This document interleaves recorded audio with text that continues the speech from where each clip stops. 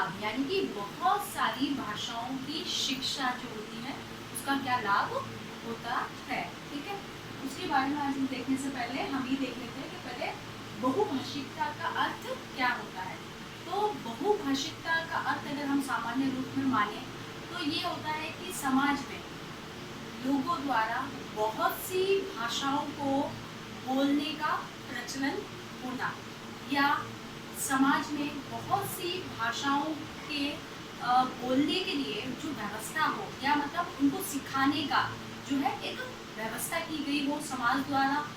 या एक बालक के द्वारा जो है बहुत सारी भाषा एक बालक को मतलब जिसकी शिक्षा दी गई हो, यानी एक बालक के द्वारा बहुत सी भाषाओं का प्रयोग किया जाना ही क्या होता है, बहुभाषिता होता है। यानी कि बहुत सारी भाषाओं का समाज में प्रयोग किया जाना, या एक व्यक्ति के द्वारा अनेक भाषाओं का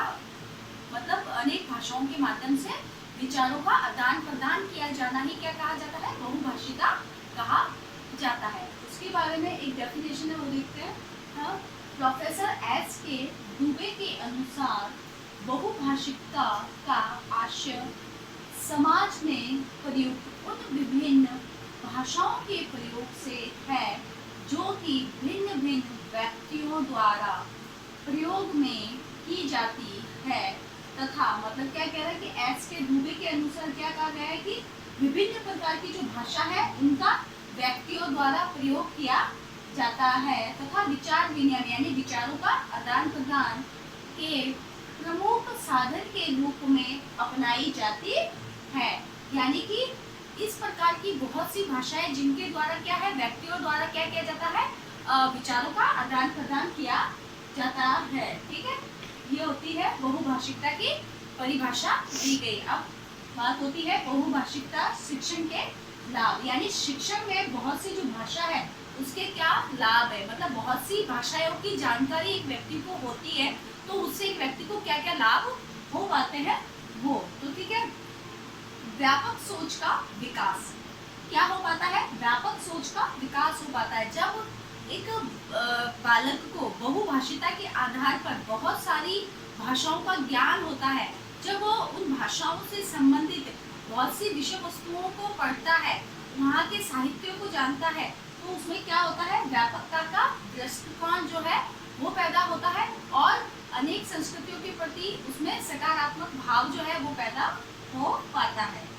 फिर नेक्स्ट है ज्ञान में वृद्धि। ठीक है, बहुभाषिकता के आधार पर क्या है कि बालक के ज्ञान में क्या हो पाती है, वृद्धि हो पाती है, क्योंकि वो क्या करता है, प्रत्येक अलग अलग भाषाओं की, ठीक है, अलग अलग भाषाओं के साहित्य को पढ़ता है, उससे संबंधित घटनाओं को जानता है, और क्या करता है कि उस जो अनेक जो भाषा है उन सबसे जानने के लिए क्या करता है, बहुत ही अलग अलग तरीके से पढ़ता है, अलग अलग जगह से उनके बारे में तथ्यों को एकत्रित करता है, तो उससे उसके ज्ञान में क्या हो पाती है, वृद्धि हो पाती है। नेक्स्ट हो जाता है आर्थिक विकास की संभावना। ठीक है, आर्थिक विकास में भी क्या होता है कि फिर जो बहुभाषा का जो ज्ञान है, मतलब एक व्यक्ति को अधिक भाषाओं का ज्ञान अगर होता है तो उसका क्या होता है, आर्थिक विकास में भी जो है विकास में सहायक होती है। यानी कि एक व्यक्ति द्वारा कोई व्यवसाय किया जा रहा है या वो किसी जगह उद्योग धंधों में लगा हुआ है, मतलब अगर वो कई जगह जॉब कर रहा है, तो अगर उसे वहाँ पर जॉब पर यानी जिस व्यवसाय में वो है वहाँ पर जिस भाषा को बोला जाता है, अगर उस भाषा का भी उसे ज्ञान होगा तो क्या होगा कि वो उनके साथ में क्या है, अच्छा व्यवहार कर पाएगा। तो इसी प्रकार से बहुत सी भाषाओं का ज्ञान होने पर क्या कर पाता है, अपने व्यवसाय में भी क्या है, लोगों के साथ में जुड़ पाता है। इसलिए जो बहुत सी भाषाओं का ज्ञान होने से आर्थिक विकास की भी संभावना हो पाती है और वो अपने व्यवसाय में क्या कर पाता है, विकास कर पाता है। फिर बात होती है राजनीतिक विकास की संभावना। राजनीतिक विकास की संभावना भी क्या है, राजनीति में भी विकास की जो संभावना है वो भी बहुभाषिता के आधार पर ही मानी जाती है, क्योंकि क्या होता है, किसी भी देश का अध्यक्ष किसी अन्य अध्यक्ष के साथ में क्या करता है, वार्तालाप करता है, तो उसके लिए क्या होना चाहिए, दोनों ही देश के जो अध्यक्ष है उनको आपस में एक दूसरे की भाषा में क्या करना आना चाहिए, विचार विमर्श करना और विचारों का आदान प्रदान करना आना चाहिए। तभी क्या करेंगे, वो किसी राजनीतिक मुद्दे पर मतलब किसी भी राजनीतिक मुद्दे पर चर्चा कर सकेंगे, किसी भी राजनीतिक समस्याओं पे उनके समस्याओं से संबंधित बातों को क्या कर सकेंगे, जान सकेंगे और एक दूसरे को विचार जो है वो बता सकेंगे, और राजनीति की जितने भी पहलू है उन सबका, बाकी सारी घटनाओं का क्या महत्व है, उन सब के बारे में जो चर्चा है, विचार विमर्श है, वो भी कर पाएंगे। लेकिन ये सब कैसे होगा, जब वो आपस में एक दूसरे की भाषा का नॉलेज रखते हो। ठीक है, नेक्स्ट आ जाता है राष्ट्रीय एकता की संभावना। राष्ट्रीय एकता के लिए भी क्या है, बहुभाषिता। एक राष्ट्र को एकता के सूत्र में बांधने के लिए और एक समूह में जो भावात्मक मतलब जुड़ने के लिए क्या होता है, पूरे राष्ट्र में क्या है, बहुत सी भाषाएं होती है, लेकिन उन सारी भाषाओं को क्या है जानने और उन अलग अलग भाषाओं को भी समझने वाले जो लोग होते हैं, अगर वो एक दूसरे की भाषाओं को इजीली समझ पाते हैं, क्यों, क्योंकि सभी क्या है एक भाषा का ज्ञान नहीं रखते। ये बता दिया गया है, बहुभाषिता का अर्थ ही होता है कि एक व्यक्ति के द्वारा अनेक भाषाओं का प्रयोग किया जाना। तो जब ऐसे राष्ट्र में जहाँ एक व्यक्ति को बहुत सी भाषाओं का ज्ञान होगा, तो क्या हो जाएगा, विचारों का जो आदान प्रदान है वो क्या हो जाएगा, सरल हो पाएगा। तो इसी प्रकार से उनमें क्या होगा, भावात्मक जुड़ाव होगा, समाज में उन सबके बीच में क्या होगा, संगठन की भावना होगी, एकता की भावना होगी। तो इसी प्रकार से वो क्या हो पाएंगे, वो साथ में एकता के सूत्र में बंध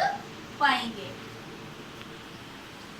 नेक्स्ट है अंतरराष्ट्रीय सद्भावना का विकास। अंतरराष्ट्रीय सद्भावना का विकास भी क्या है, बालकों में बहुभाषिता के माध्यम से ही हो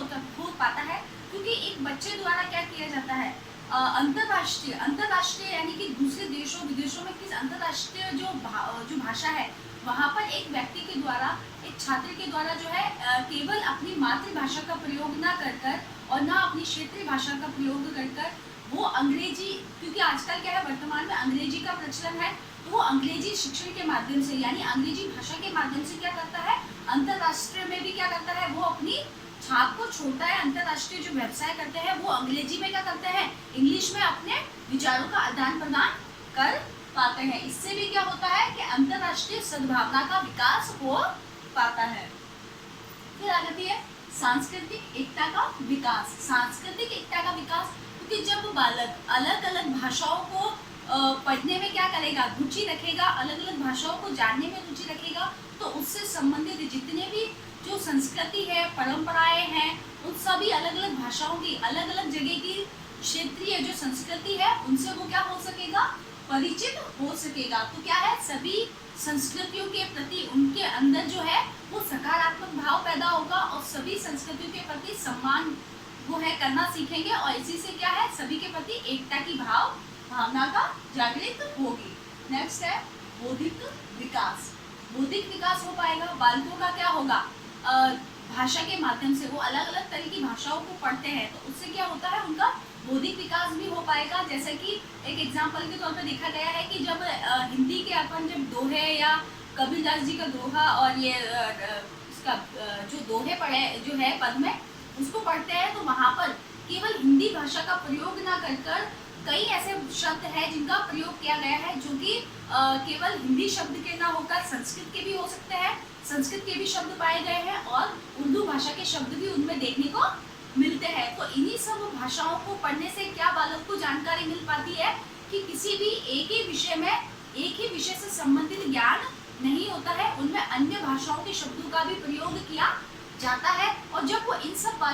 बातों को जब एक छात्र सीखता है तो उसमें क्या हो पाता है, उसका बौद्धिक विकास हो पाता है, यानी कि इसी के माध्यम से क्या हो पाता है, बुद्धि का विकास हो पाता है। इसीलिए क्या है, बहुभाषिकता यानी कि बहुत सारी भाषाओं के ज्ञान को क्या माना गया है, बहुत ही शिक्षण में लाभदायक माना गया है, क्योंकि इसी के माध्यम से क्या है, व्यक्ति जो है, छात्र जो है वो समाज के साथ साथ अपने व्यवसाय में और हर जगह अपनी क्या है स्थिति को मजबूत बना पाता है।